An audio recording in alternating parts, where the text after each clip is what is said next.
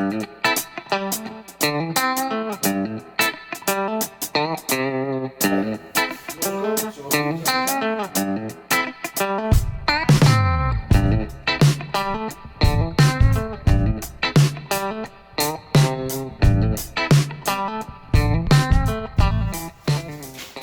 back to Tools and Track.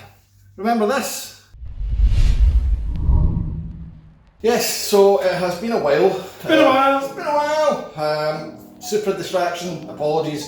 We're back on the real stuff here though. It's Locost time again. Now, this has been sitting here with me chewing things over for a few months. And I was about to go and pull the trigger on this and just paint it because by all accounts it's ready to go. Except it's not. Why is it not? There's one crucial thing that I forgot to put on this before paint. Is it by any chance this? No, that doesn't actually need paint. No, it's a fairly safety critical thing. Seatbelts. Right, so where are we going to put seatbelts, Tommy? First question actually, what seatbelts are you going to use? Is it going to be a traditional over the shoulder or is it going to be harnesses? The over the shoulder boulder holder is, as you say, the obvious solution, but this is going to be in track. This is an actual track car. There's no point in pissing about it, it's going to be harnesses. There is obviously a number of schools of thought, and there's also two critical points that no matter what you put in, you need to have, and that is your two anchor points at the bottom for the left and the right hand side of the seats. They, whether they're harnesses or seatbelts, need to be in position. The only difference you've got is at the top. So if we were to do a traditional over the chest seatbelt, you'd probably have a mount around about here, which is very easy because obviously there's a lot of triangulation here, and it's fairly easy to chuck in a mount. However, what we're going to do is the harnesses, and they need to be more or less bang in the middle if you're doing a 3-point, or 2 like that if it's going to be 4-point. I've decided I'm going to go 3-point just for simplicity more than anything else. 3 points, 2 at the bottom and 1 at the top. 2 at the bottom, 1 at the top. Triangle. Yeah, exactly. So, and 1 at the top will split out and go across each shoulder, so there'll be a buckley assembled at the top there. Will you not also need something to separate, because otherwise it'll suffocate you? No. Because what not looking doing like this? No, the seat normally separates them, but you'll be fine. Ah yes. Well, I'll be fine because I won't fit in it ever, but for you. So what we need to do is make sure that what we're welding in here is going to be compliant for the IVA.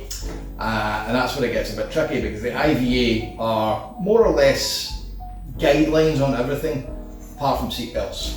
Listen, I've only been at this for 2 years now, but what the f does IVA stand for? Individual vehicle assessment. There you go. I think. Might be wrong, hit in the comments if I am.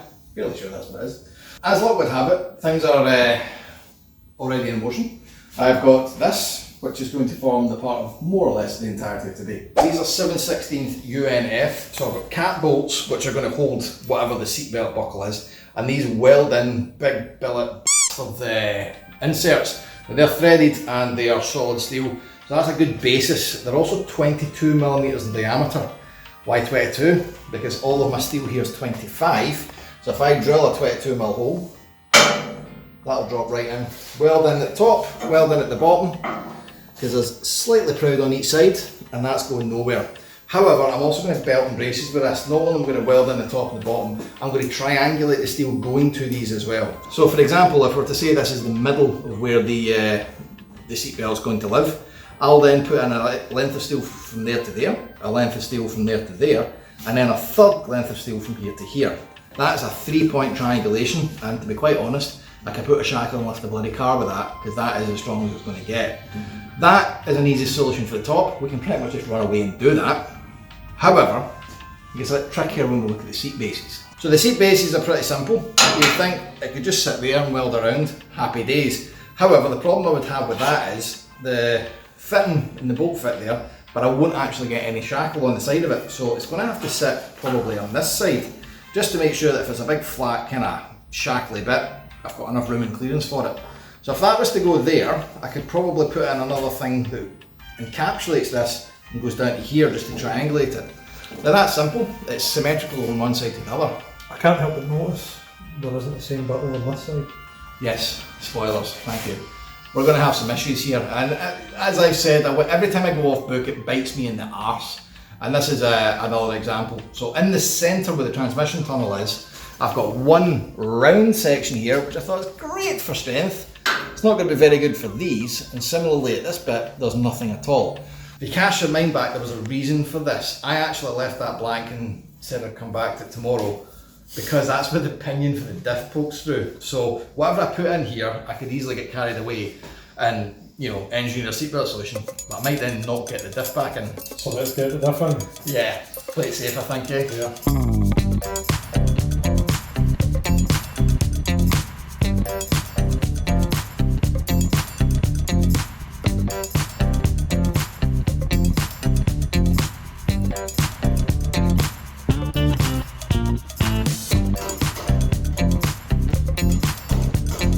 I should point out the importance of getting this bang in the middle is paramount, because this will widen out when I've drilled it to the whole width of this. So if this is off centre, it's not going to work, it won't sleeve in perfectly. So yeah, we are bang on. In the middle.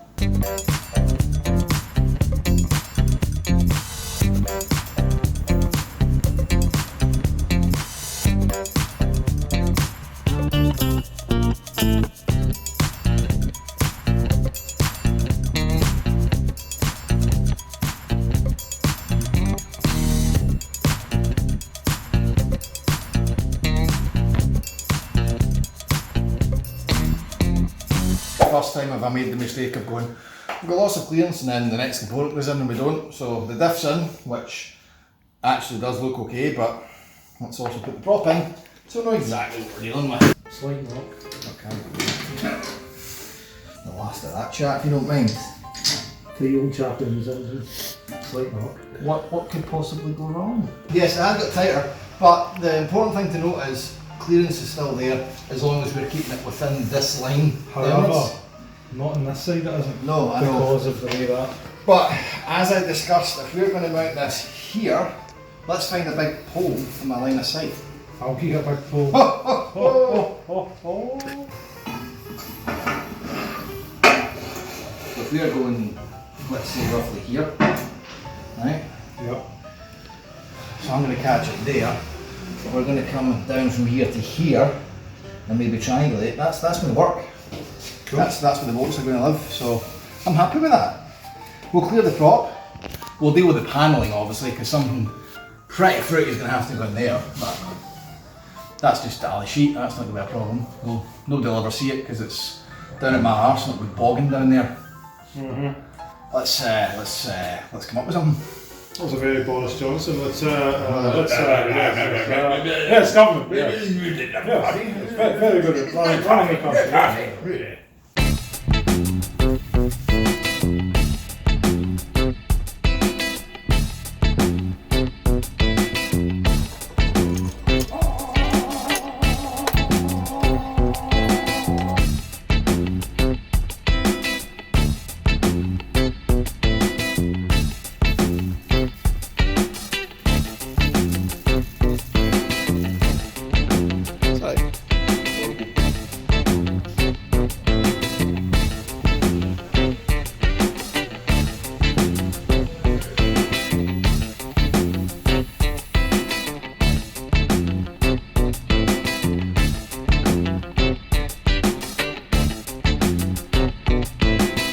Right, let's take a wee minor aside here.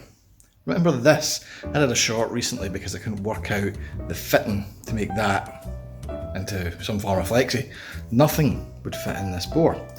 So we were back to the drawing board, and honestly it's been weeks and weeks of not getting anywhere until eventually, whilst just browsing randomly for just Land Rover shit, frankly, I came across this, an adapter to adapt that master cylinder there into another generation of Land Rover.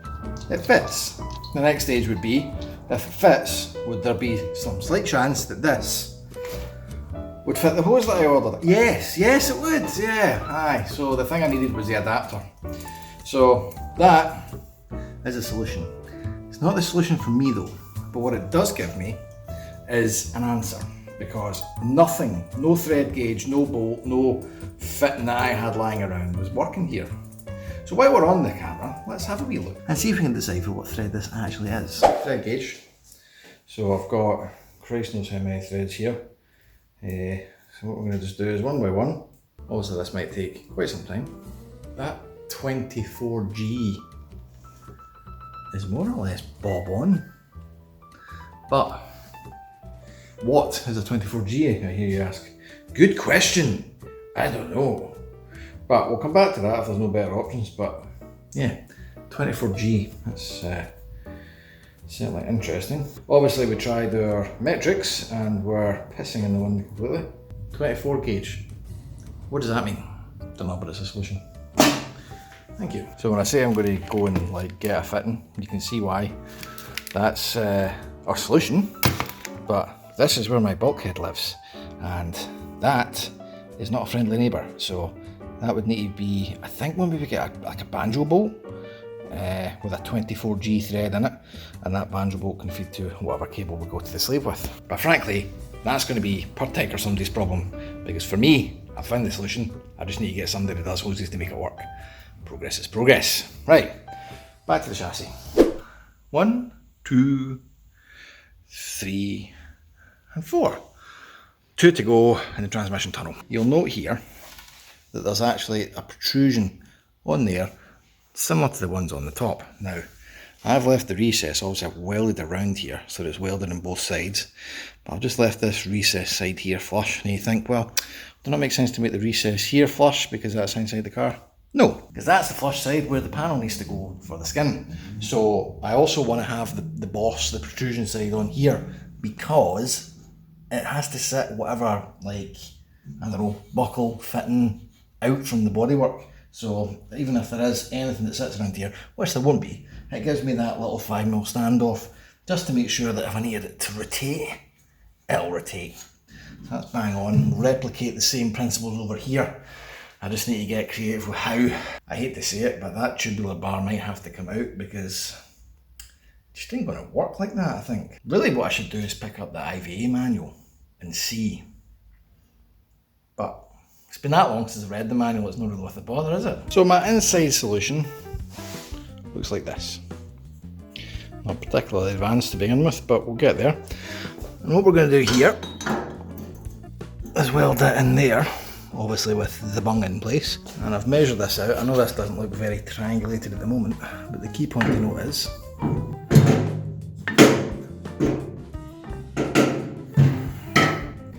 it will clear all of those bolts.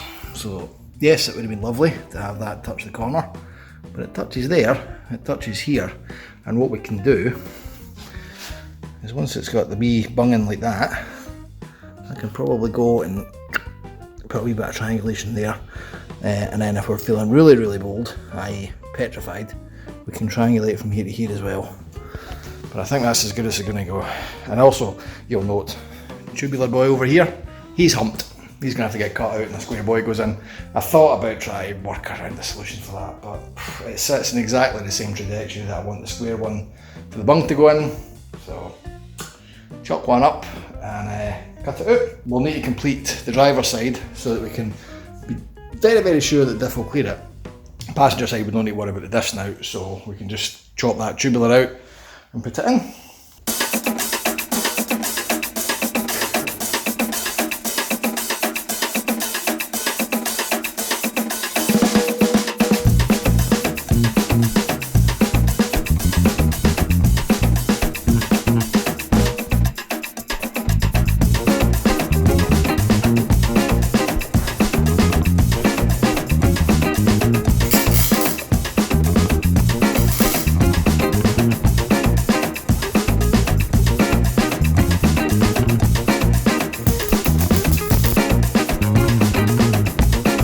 So that's the last of the two bits of the seatbelts welded in.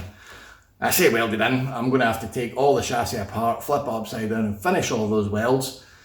But that's either a tomorrow problem or a off camera, you don't need to worry about a problem. You've seen enough welding by now, haven't you? So, just before we add some gussets and finish this off, there's one other bit of welding that I want to get sorted before we move on to paint, which I guarantee you is next because I'm sick of looking at some primer. And that is this. As you can see, the front of the car is more or less done and ready for paint, apart from one thing. Lights. Oh, if only it was that easy. Sadly, it won't be, because these lights are going to have to live outside of the chassis on a pedestal. Remember, this is where the nose cone goes. So as a result, the next thing we're going to have to do is actually put the nose cone on, so we can work out how much clearance these wee guys are going to need away from it and hopefully we can come up with some sort of mount that's going to be solid. And I say solid because these are only heavy lights, but when you're twatting around at a silly speed, they're going to wobble, and there's nothing worse. And I don't even think the IV are going to be particularly happy if they do that either. So we're going to go for sturdy, but also not made out of knives.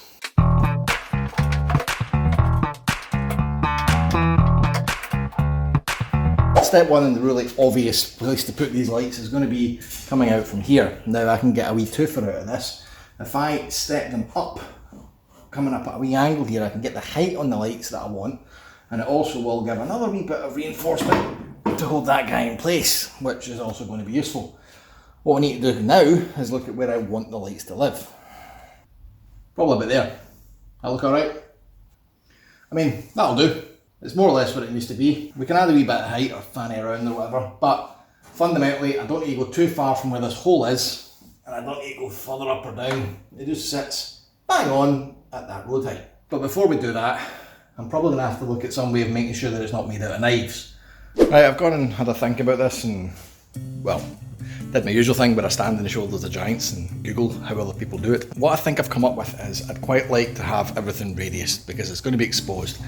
If you've got an exposed surface that the big dome can hit, it's got to be radiused by about 5mm. Now, to be honest, this is quite a big chunky boy, and there's a good chance most of what the dome will hit probably won't get under here, but I'm not going to take any chances with it. So, the pedestal that this is going to sit on is going to be radiused, quite simply, by making it out of tubey tube. So, in order to make it out of tubey tube, it's going to have to come out probably at an angle like that and have a flat platform that this can bolt to, because as you can see, it has an almighty big base on it, and I don't want to take any strength away from this because then it's going to do a bit of that, and that's going to be I think we'll get a pedestal that will take up to this, and we'll get a base on here. Now, you might think, well, this isn't very radiused. You're right. However, we also need to consider indicators. Now, Caterham do a nice little indicator kind of plinty bit, and I think we'll maybe kind of copy that a wee bit with some cunning glass fibre, but we'll get to that shortly. But what that's going to do is basically take off from here and project forward and have the indicator sitting in front of the headlight. That kind of keeps it where it should be and keeps it all IVA compliant. What I need to do at the moment, considering what we're about to do next with paint, is work out how it goes onto the chassis. And that's the next bit I've come to terms with. Because as you guessed at the start of this episode, I'm kind of done with having random projections poking out and in the way. For example, this, the exhaust bracket that we lopped off. That is just getting in the way. It's going to constantly cause me problems. I'm going to come back to this with a removable solution, I think. So what I need to do in the interim is make sure whatever I put on here is removable, because it's just gonna, if it gets bumped, it's a whole chassis problem, and it's got, you know, a good chance of being bumped. It's a headlight, it sits out. If something knocks it and it bends that, it's a chassis rework. However, if it bends a bracket that I can unbolt, it's just a bracket I need to fix. I'm trying to think about future Tommy here and make his life a bit easier. Don't get used to this, it's not going to happen often. So, what we actually need to do is make sure that whatever bracket I make can bolt to the chassis. Rev nuts are completely out, there's far too much weight involved here, but what I think I will do is what we did with the seat bases. We're going to pilot hole through and weld in some tube, so that the tube section that we've got in here, which is square section steel, won't compress when we bolt it up. I want it to be nice and rigid. So, all I need to make sure is, when the nose cone's off, whatever we drill and weld is going to be structurally sound. And I think what we're going to do is a bolt going that way, and a bolt going that way. And that way the bracket picks up in 2 points, doesn't flex, and doesn't have a chance to rotate off. That's all fine and well when you say it. How are we going to do it? The bracket is going to be some form of 90-degree angle thing. It's going to plate onto here and then project out. Now, I don't need to worry about the projecting out. What I need to worry about is how it's going to mount to the car. So what we need to do is make sure that the loads that it's going to have to deal with are managed. Now, that would mean if I put a bolt through here and a bolt through here, it might work. But bear in mind that the headlight's going to start doing this action. That isn't really working with a bolt that goes through here, because it's not really its movement. What will be its movement is we put the bolt through the top of this side. That keeps all the movement from flexing up and down the way. This bolt here, which is less likely to see action, is going to be closer to this bit and under less load, and that stops the headlight going this way. So, drill a hole that way. That holds the majority of the counterbalance weight, and this bolt here just stops it moving back and forward. Make sense?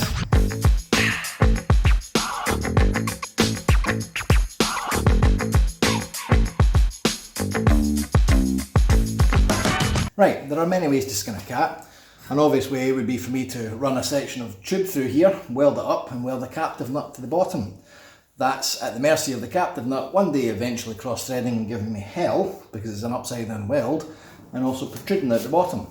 So there's other ways, such as that.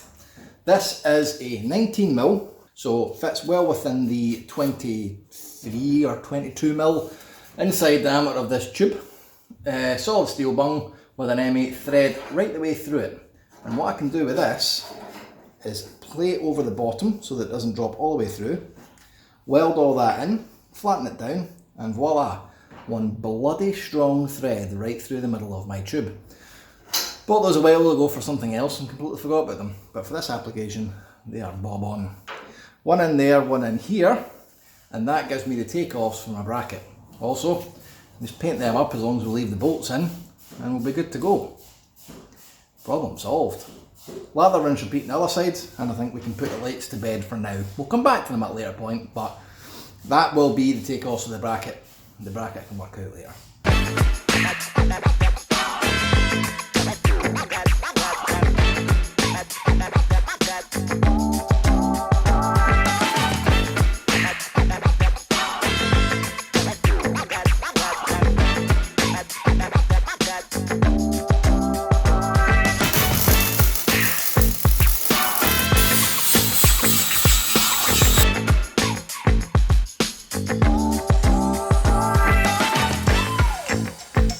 That's not bad progress, all things considered. So our seat belts are more or less solved. Wee bit of gusseting to go, but I'll catch that off camera.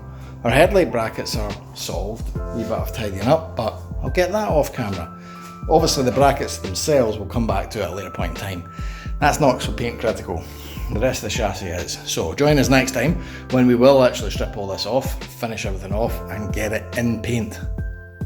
Promise. In the meantime, thanks to everyone for tuning in. If you just found this, hit the like, subscribe and the bell button and all that crap at the bottom like everybody on YouTube tells you to do, but I'm pretty sure you don't. Anyway, if you want to support us a bit more than that, patreon.com/toolsandtrack, which literally helps this become a reality, and it is getting there slowly but surely thanks to all your guys' support. So hit on that if you want to be as awesome as they are. And until next week guys, drive safe. Off, Right, got this. Oh wow, there's a lot more weight in that now, holy shit. It's getting there now, isn't it?